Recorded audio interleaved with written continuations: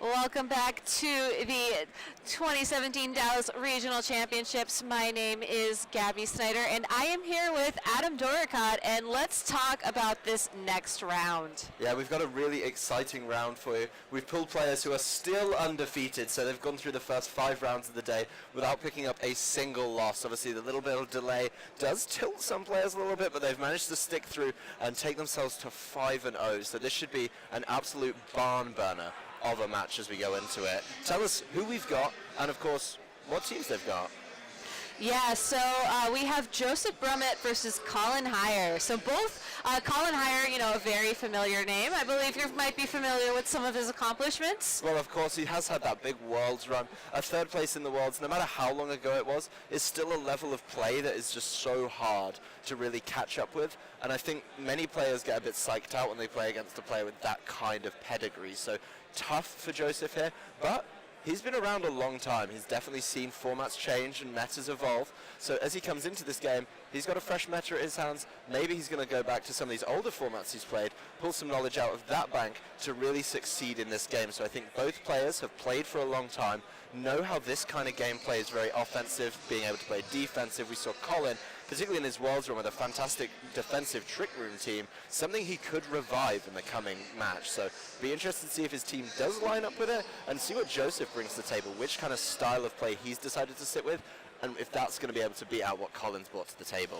Yeah, I mean, if Collin were to bring back a defensive trick room team, now would certainly be the time. We've seen a lot of those teams throughout this weekend and throughout past tournaments, both in London and in San Jose. So if he wants to do it, I think now would be the perfect opportunity. And we do have their teams right here, so I think it's time to figure out what exactly his strategy is. It's time to dive in and see what both of these players have brought. We've seen so many varied teams so far today. It's definitely been hard to say right from the get-go exactly what they're trying to do with them. Yeah, so Collin is running today Garchomp, Arcanine, Metagross, Tapu Fini, Vikavolt, and Porygon 2 versus Joseph's team of Celesteela, Salamence, Alolan Marowak, Tapu Lele, Gigalith, and Porygon 2.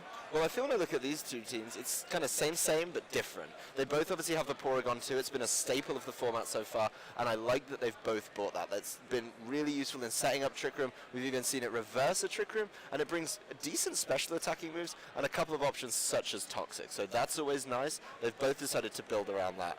Then they've both added a Dragon type. The Dragon types we've seen so far this year, Garchomp and Salamence, they pretty much just deal big damage, and we've seen both of those use Z moves in the past, so that's been an exciting one, I definitely think. They've also got different Tapu Pokemon, obviously the Tapu Fini from Collin Heier, and Joseph going for the Tapu Lele, which we haven't actually seen at all much today, so it looks like Tapu Lele fallen out a little bit of favor.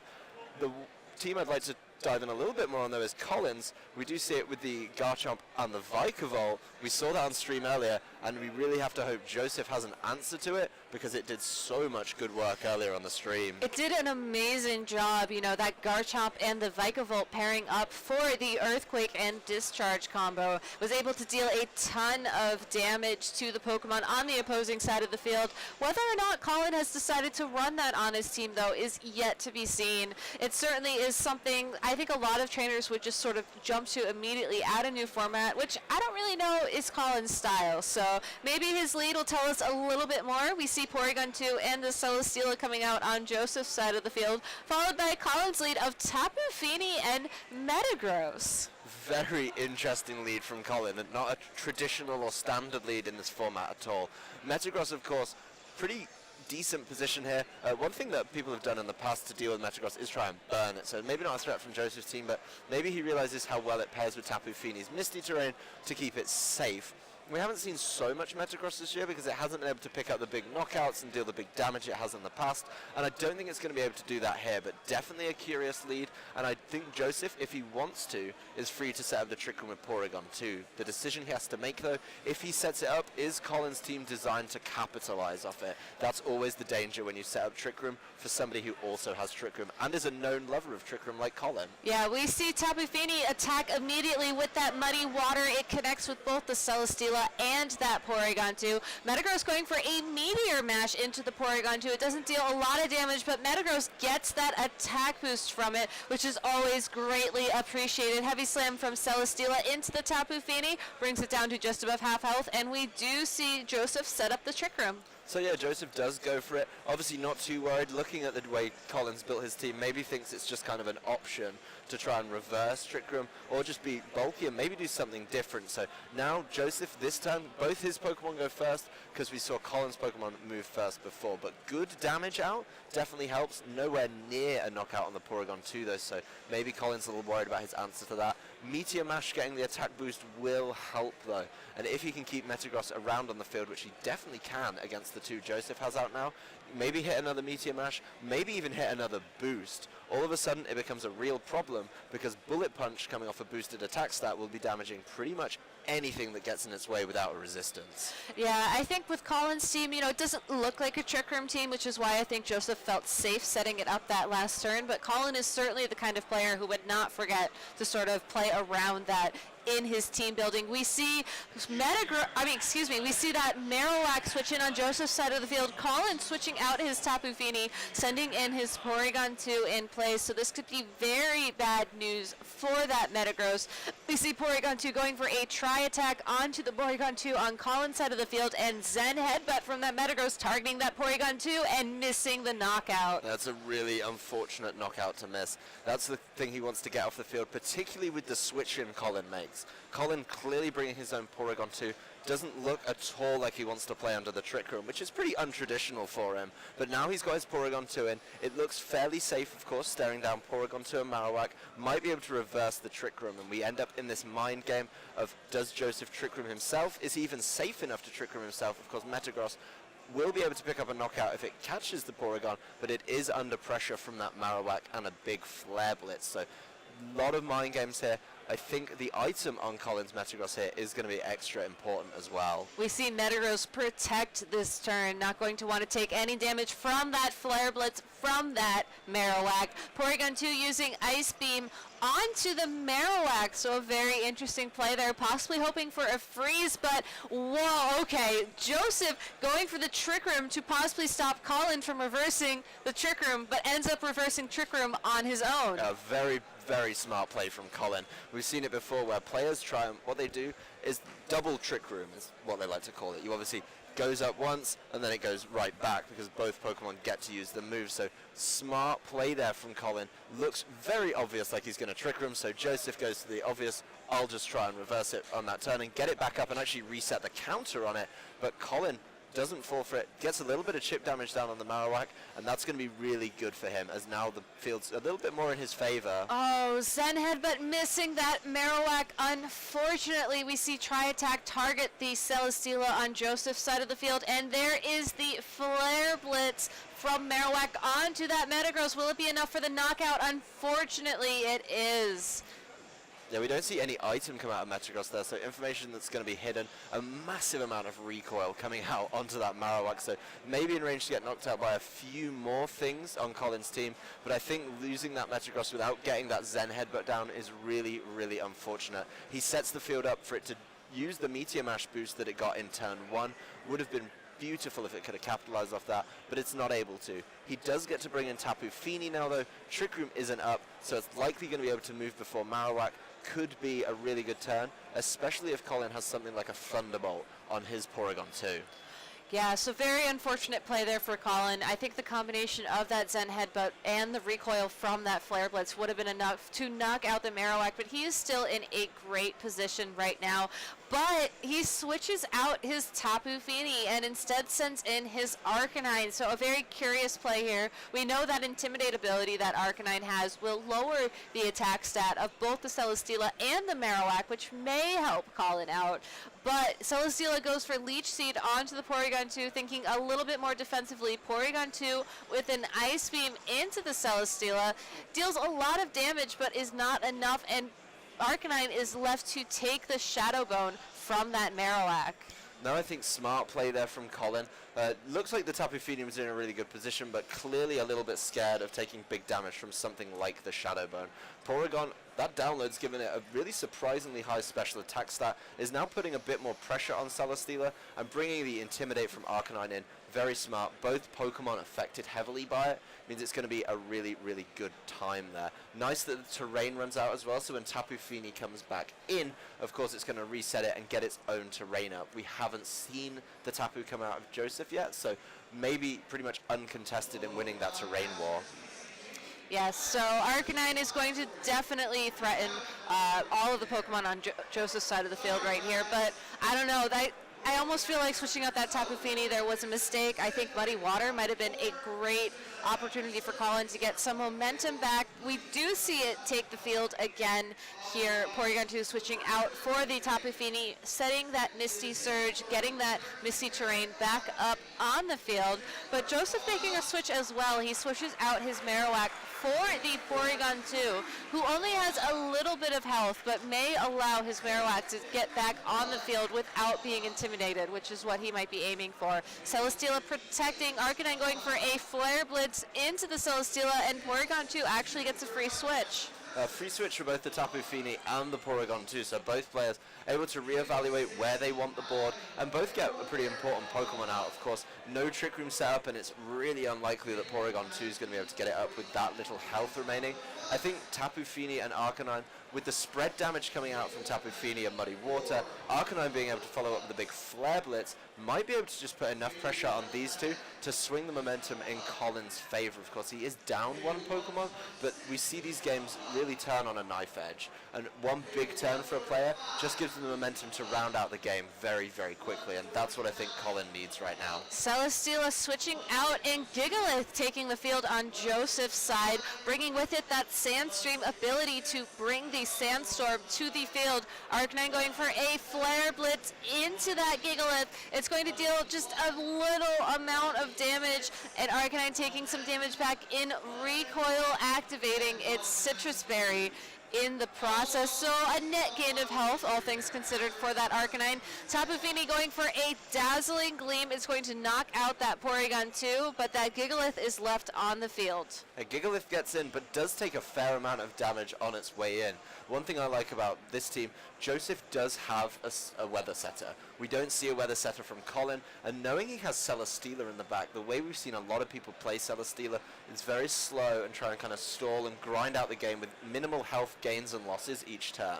Now Celesteela's immune to the Sandstorm, so is Gigalith, so if Celesteela gets some time to set up some Leech Seeds maybe, it's going to be in a really good position with the Leech Seed and the likely leftovers to just recover enough to drag the game to a halt. So no residual damage from the weather on Joseph's side of the field, while it will be affecting Collin's, and that could really add up and be a big deal as we move through this game.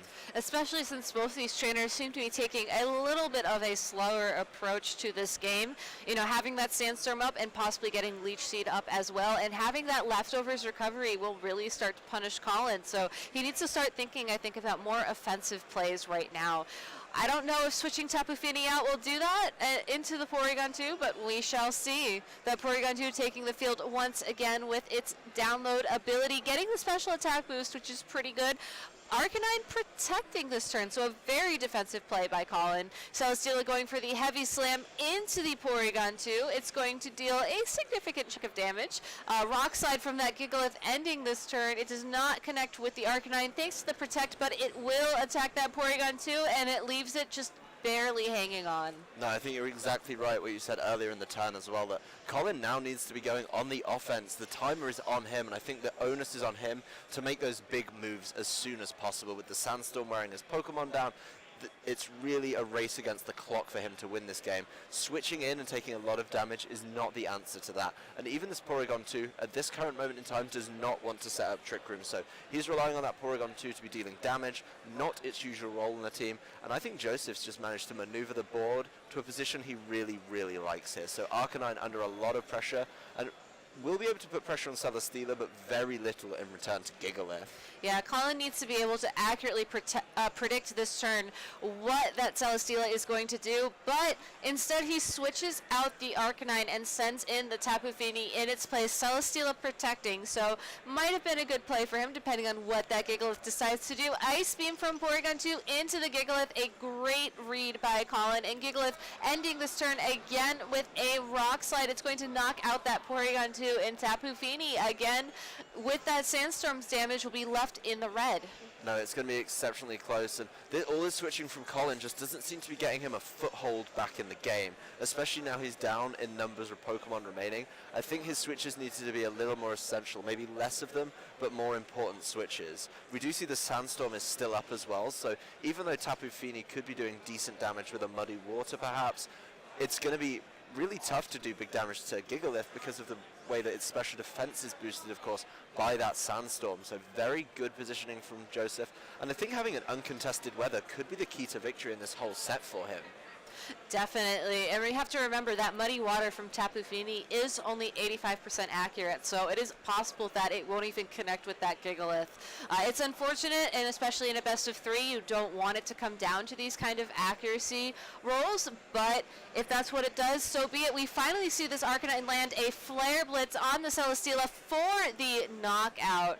So it is down to 2 versus 2. Will this Tapu Fini, though, be able to knock out the Gigalith? We see it use Moonblast, not the Muddy Water, so no accuracy problems here, but does it do enough damage? It does not. Gigalith holding on with 29 HP. That Rock Slide will connect with both Arcanine and Tapu Fini and score the double knockout. Yeah, the double knockout, fantastic, and I think showing off the power of Gigalith there. Of course, the special defense boost from the Sandstream really helped out against what could have been a fatal Moonblast, and I think Collin, at that point, needed to play a little bit slower because he did need the Sandstorm to run out. You know, Sandstream only puts it up for a certain number of turns, so he definitely needed it to run out there, but he needed to go a little bit quicker earlier on and then slow it down when he got to a certain point. And I think the pacing of that game was really what unraveled it for Collin there. Yeah, I think Joseph did an amazing job of reading the field and sort of predicting how Collin would be approaching the game almost and sort of punishing him for that. When Collin wanted to make those big plays, Joseph played defensively, which I think threw Collin off his game and put him in a position where he just felt like he had to remain defensive throughout the entirety of that game.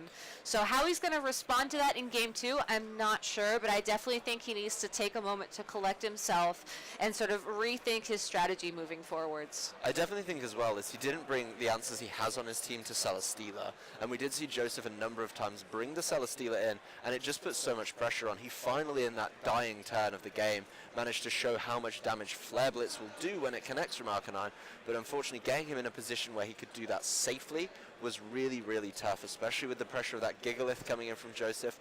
I really think his team has fantastic defensive synergy. They cover each other very, very well, and he was just always in a good position to do something on his turns, where I felt Collin was just a little bit behind, definitely reacting to all of Joseph's plays. It's not a bad way to play at all, and if you can react better than they expect, you can easily win a game. But Joseph just seemed to have his number at every step throughout this game. Yeah, I wouldn't be surprised if we see Collin take a more offensive lead right off the bat. I don't think we'll be seeing that Metagross again, as much as I love it. Unfortunately, it did get that attack boost from that Meteor Mash, but the problem with Metagross is really its only accurate attack that it brings to battles is something like Bullet Punch. And when you need to, when you're in a game where you need to start dealing consistent amounts of damage to sort of get that momentum back, to be offensive, to be forced to not play defensively, you just can't take those kind of risks anymore.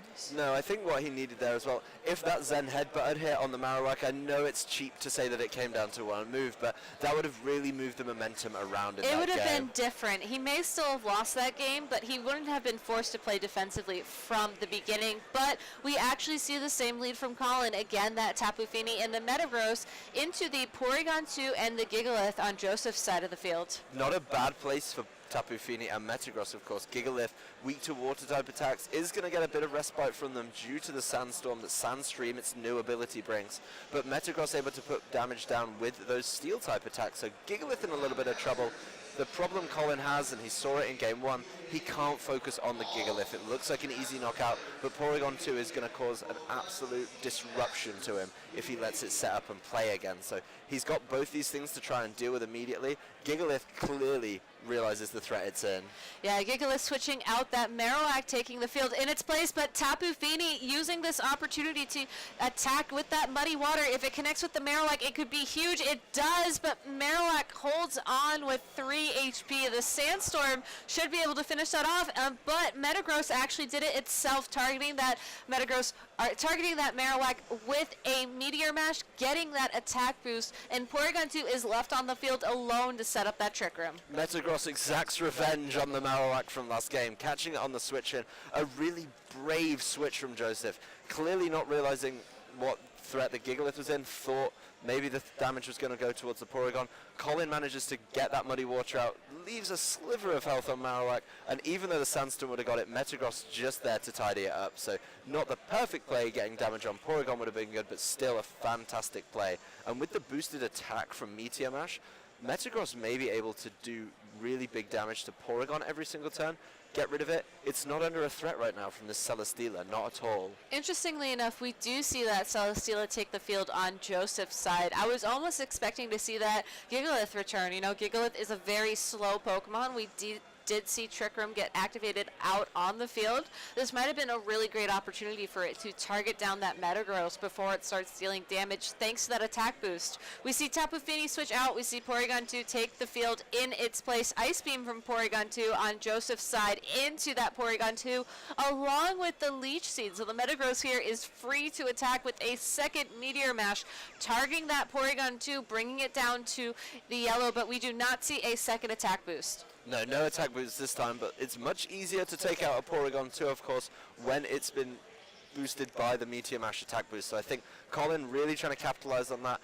Getting the Leech Seed up is nice for Joseph, gets him in a good position, but he's still free to just switch out that Porygon and waste that Leech Seed entirely. So I think Collin definitely moving a little bit quicker this game, putting down a lot more pressure, and getting rid of that Marowak could be really important. We see him focusing on the Porygon 2, so if he has Vikavolt in the back, now Marowak's Lightning Rod is gone, then he's going to be able to knock it out a whole lot easier. So it'll be interesting to see if he's bought that. We see Joseph's Porygon 2 use that recover to bring its health back. Metagross dodging the Leech Seed, firing off a second Meteor Mash into the Porygon 2.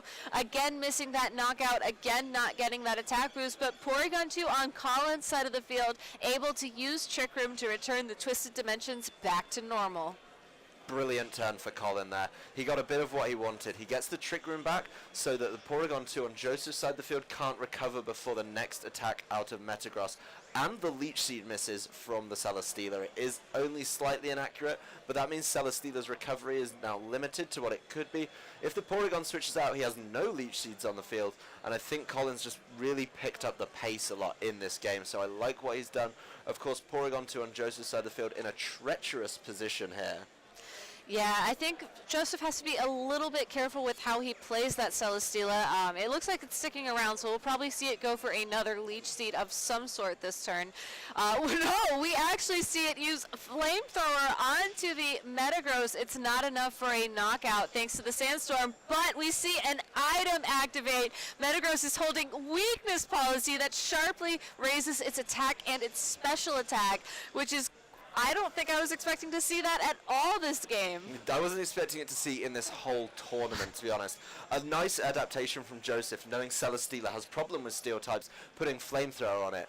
But Metagross holding a weakness policy means your attack that didn't get anywhere near a knockout has just made Metagross a humongous threat. That Flamethrower probably not going to be, it would be close to a 3-hit knockout, of course, so it's going to be coming close, and I think whatever comes in has to protect itself from this Metagross. It's going to be tough, whatever it is, with now 3 stages of boosted attack, so he's going to have to play that smart, and he's going to have to pull around with Celesteela. Gigalith facing that down, going to be a really rough time for Joseph. Yes, you know, if Trick Room were still up, I think Joseph may have a shot. Gigalith usually carries some sort of ground type move, which Metagross certainly would not appreciate right now, but because Collin was able to reverse the Twisted Dimensions, and because Collin is really free to keep switching around to keep the momentum in his favor, he can really take advantage of the fact that he has a lot more mobility, and Joseph is really just locked in to make the best of this situation. We see Celesteela target a protecting Metagross with Flamethrower Tri-Attack from that Porygon 2 into the Celesteela, not dealing a lot of damage, and Gigalith revealing that it is carrying Earthquake, targeting both that Metagross and that Porygon 2. Metagross, thanks to that Protect, won't be taking any damage, but Porygon 2 just barely hanging on, and Sandstorm is over now, so it will not be dealing any more damage and picking up that knockout for Joseph. No, we do see the leech seed though. It's going to bring it dangerously close. Is that? It is the knockout. It is a knockout. It is the knockout. So that Porygon is gone. Kind of a good time for it, I think, for Collin, though. He now gets to bring in something that can threaten the Celesteela. I did notice on that turn as well, Collin playing it a little bit safe. Obviously trying to predict the protect from the Gigalith. Joseph going offensive, knowing that's the way to get back in these games. If you want to get back in from behind, you've got to start knocking stuff out. So very, very smart play there from Joseph to go for the attack. He now has protect available to him now. And although I think Collin has the offensive pressure, it's going to be tough because these are both hard Pokemon to knock out. So if he misses a knockout and that Gigalith is able to retaliate, then it's going to be easy pickings. Bullet Punch from Metagross into Celesteela. A very interesting play from Collin there. Flare Blitz from the Arcanine, I'm assuming also into that Celesteela. I believe with the combination. Oh! Celesteela holding on with just 3 HP, targeting that Metagross again with a Flamethrower. It's the Sandstorm's gone, but it's still not enough to knock out that Metagross, but Earthquake from that Gigalith definitely is. Whether or not it's enough damage to knock out that Arcanine is to be seen, but whether or not that Arcanine can even knock out the Gigalith and the Celesteela, that was such an incredible turn by Joseph. That Celesteela just barely holding on. Yeah, that's definitely Joseph knowing his damage calculations there. But what I love about his play, as I was saying, the way back in is to be offensive. He doesn't protect the Gigalith, and that's what Collin was clearly going for. So really smart play there. Really opens up a window for him to get back in. Gigalith hasn't taken any damage yet, and while Metagross was on the field, it had 2 opportunities to catch it with a Bullet Punch or a Meteor Mash.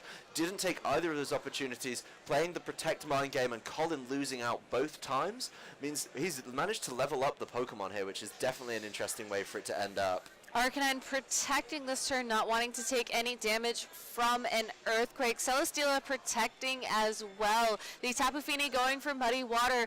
Will it connect with that Gigalith? It will. Whether or not it drops the accuracy of that Gigalith could be crucial moving forward. It deals a ton of damage and it gets the accuracy drop. Stone Edge, though, still connecting with that Tapu Fini. Yeah, well, one thing to note here, we look at the damage done to the Gigalith. We look at the fact Gigalith has not protected during this game, and with the Sandstorm gone, roughly around that damage should be getting those knockouts, or coming exceptionally close. So maybe this is the item showing what it's doing. Joseph hasn't protected. That's the sort of trait of a Pokemon carrying the Assault Vest. So now Collin knows that in Game 3. He's going to play differently instead of predicting those protects. But I still think this game is going to be exceptionally close. We see Flare Blitz for the knockout onto Celesteela. Arcanine taking a little bit of damage in recoil. Muddy Water does connect with the Gigalith. So this should be a knockout based off of the damage we saw last turn. And Collin Heier winning Game 2 here. We're going on to Game 3. I am excited for Game 3. I am so excited. Both these players have played. Their win has been very good, and even their loss has been very good. These games have been so back and forth. I love the way the momentum's been moving between the players, and it looked in that game like Joseph had a chance for a comeback because clearly he's blindsided Collin with that Assault Vest on the Gigalith. Now Collin's seen some damage calculations and a lack of protect. He can play around that a little bit smarter, particularly if he can get his Metagross in the same position. On the flip side, though, Joseph isn't going to fall for flamethrowing that Metagross. He flamethrowers it, activates that weakness policy, it becomes a huge threat again. So both players knowing what could be considered a key item in their opponent's team, they're going to have to play around it. And whoever does that best takes this and carries on undefeated into round 7. Yeah, and you know, knowing those items, that might be a sign that it's time to switch up some of the Pokemon that they're bringing. You know, I highly doubt we'll see the Vikavolt come in on Collin's side of the field, but I feel like it might be a great opportunity for that Garchomp, perhaps. Maybe we'll see something like the Salamence from Joseph. You know, I think that if they're going to want to go into this game and sort of have that surprise factor to win it, they're really going to have to change up their strategy. You know, their tricks have been shown, so. I definitely think the Vikavolt from Collin, we did see it do good work on the earlier match. I think if he can get rid of the Marowak, that's the big problem here. Remove the Marowak from the situation, then that Vikavolt could do well, of course. It's going to be a good answer to Celesteela, pretty good answer to, you know, just good consistent damage across the board. We'll have to be scared of the Gigalith as well, but be interesting to see if Collin goes really offensively. Both these games were revolved around some Trick Room plays, which I've definitely liked, but I think both players want Trick Room, both players don't want Trick Room. Like, they set it up and regret it because of the Pokemon they've bought, or they don't set it up, but they get it anyway because of the Pokemon they bought. It's really curious and interesting matchup. Yeah, it's almost as if the trainer who sets up Trick Room first is not the trainer to benefit from that Trick Room. But Joseph leading that Porygon 2 and the Celesteela combo, so maybe looking for another Trick Room. But again, we see the Tapu Fini and Metagross lead from Collin. Collin's clearly been practicing with this one. He knows it has answers. It doesn't appear to have an answer to the current pair that Joseph keeps bringing, but he knows what it can do, and he's been very fortunate in the previous games to get the Meteor Mash attack boost. We know Celesteela does not want to flamethrower that Metagross because it's probably a 3-hit knockout, and it activates weakness policy, so there's no answer to Metagross on the field, and we're just going to see Collin again go for his attacks. Muddy water from that Tapu Fini into both the Porygon 2 and the Celesteela. We see the accuracy drop on the Porygon 2, Meteor Mash connecting with it as well. We do not see a attack boost yet, but that flamethrower from Celesteela will certainly do the job, activating the weakness policy hold item on Metagross, sharply boosting its attack and special attack, and Porygon 2 using Recover to restore all the damage it took. A very interesting turn from Joseph there. Knowing about the weakness policy, he still decides to flamethrower that Metagross. So although it didn't get its standard turn 1 Meteor Mash boost, it does get its weakness policy boost, which is double what it would you get from its Meteor Mash. So that Porygon under threat again without setting up the Trick Room. Not much really achieved there by Joseph, apart from giving a boost to Metagross with a little bit of damage. So I think Collin's really pleased with that turn. No overpredicts. And I think Joseph may have mind-gamed himself a little bit. It's hard to say. We do see the Celesteela switch out into the Tapu Lele, so if Metagross used Zen Headbutt this turn and it connects, this could be a huge attack for Collin. Muddy Water from that Tapu Fini will connect with both the Tapu Lele and the Porygon 2, getting the accuracy drop on Tapu Lele and Porygon 2 this time. We see a second Meteor Mash from that Metagross into the Porygon 2.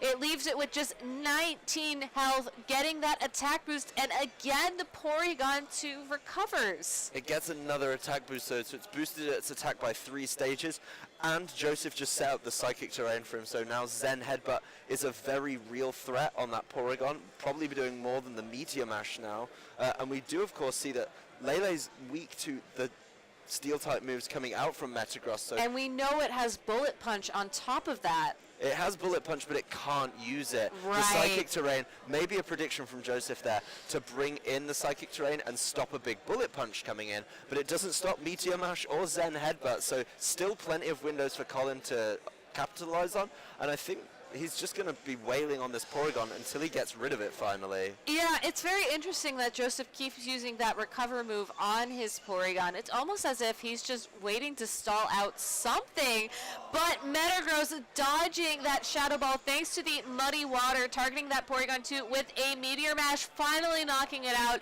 and getting another attack boost. You know, I think it's safe to say that Collin has been pretty lucky this game, but he's really capitalized on several misplays that Joseph has made. I think if he might have been a little bit more just utilizing that Porygon, I'm not even sure how. Like, I feel like even getting a Trick Room up might have been good for him, just to do something other than that Recover. Yeah, Recover really doesn't do much. It doesn't bring any pressure, anything new to the table, so it just keeps the Porygon around longer to not do much on the next turn as well. So interesting play by Joseph. Clearly wanted to be moving the partner around, but he's in a really tough spot now with Metagross at 4 stages of boosted attack and on the Psychic Terrain.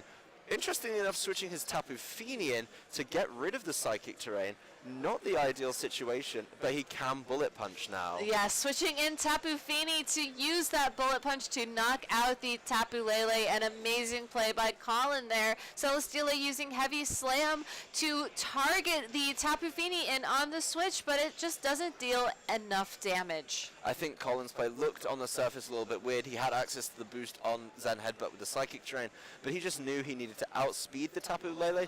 Obviously got lucky to avoid the Shadow Ball before and did not want to get hit by the Shadow Ball again. So a couple turns ago he switched Tapu Fini out. Now he's got it back in and he's able to bullet punch and not fear the Shadow Ball.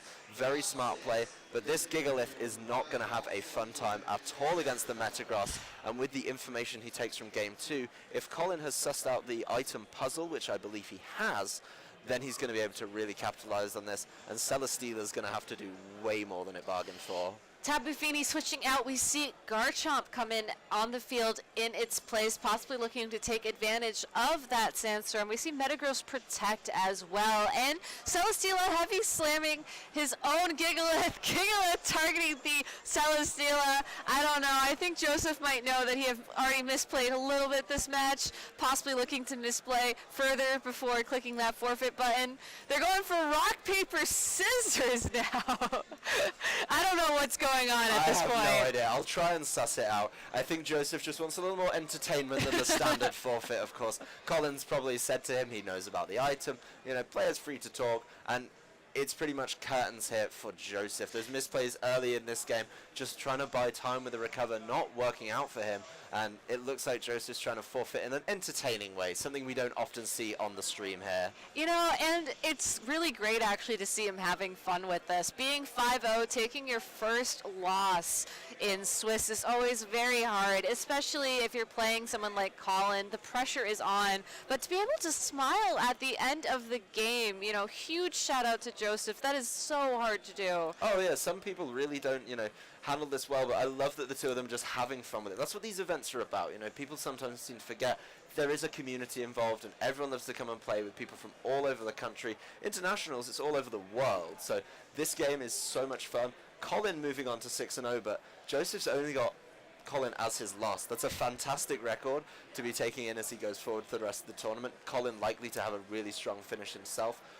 I think it's been a very fun game. That was maybe my favorite game of the day, with a nice terrain war in there that we've not seen yet. I think so. There were amazing mind games played by both trainers, and seeing them be able to smile at the end of it is always something that warms my heart. So shout out to both Joseph and Collin, an amazingly well played match, and we'll be back momentarily with an interview with Collin, so stay tuned everybody.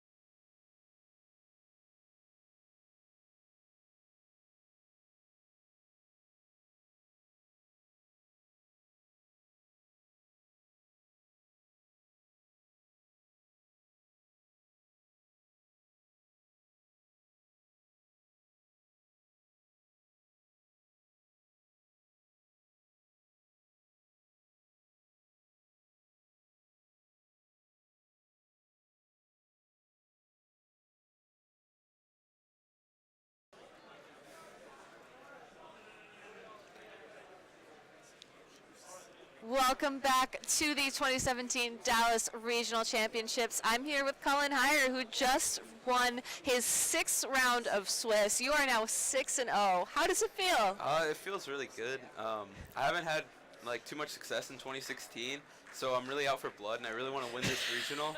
I did place 2nd in the Texas Regional in 2014, so I want to take home the 1st this year. Definitely. So how have you been training to prepare for that? I have to give a huge shout out to my friends Michael Lanzano and Conan Thompson. We spent like all week Skyping and practicing, refining the team, telling me to use the team even though I doubted it. So I'm really thankful for them. Conan did make this team, so huge props to Conan. So I am curious, you said you doubted it. What about it made you nervous? I spent a lot of time practicing on Battle Spot and Pokemon Showdown, but on Battle Spot I wasn't really climbing the ladder all that fast. I think a lot of it was due to Best of 1, because Best of 3 is much easier to adapt, and I'm much more comfortable in Best of 3. So I think that was the main reason. So speaking of adapting, you did a fantastic job of adapting for games 2 and 3. What was your thought process behind that? In game 2, he led differently, so I think it gave me the advantage. In game 3, I did want to bring Garchomp that time because if I got rid of Porygon, so I made Porygon my priority in game 3, so if I got rid of Porygon, Garchomp could close house. So I just let Garchomp do its thing. I did dodge the Shadow Ball, but I think Garchomp and Tapu Fini could have finished it out regardless. Yeah, it was definitely very well played. I have to ask a little bit more about your team. In 2014, we saw you use a lot of very slow, very bulky Pokemon. Is that sort of what you're looking to get back to in this new format? With this team, yeah. When Conan made it, he sent me like the 6 Pokemon, and I definitely fell in love with it right away. I just kind of doubted Vikavolt, but I am now a believer in Vikavolt. But yeah, it definitely goes back to my roots of huge bulk, Trick Room, and a semi-fast mode. Awesome. Well, were there any moments in that battle that made you sweat a little bit, stuff you weren't really expecting to see? In game 1, I actually meant to Zen Headbutt the Marowak switch in, Oh. but I Zen Headbutted Porygon instead, so I was definitely kicking myself for that one. That was the main thing that probably made me sweat. But it still worked out, Yeah. so can't complain.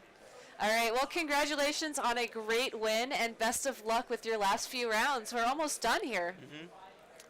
All right, well, thank you, everybody, for watching. We'll be back with round 7 soon. Please stay tuned.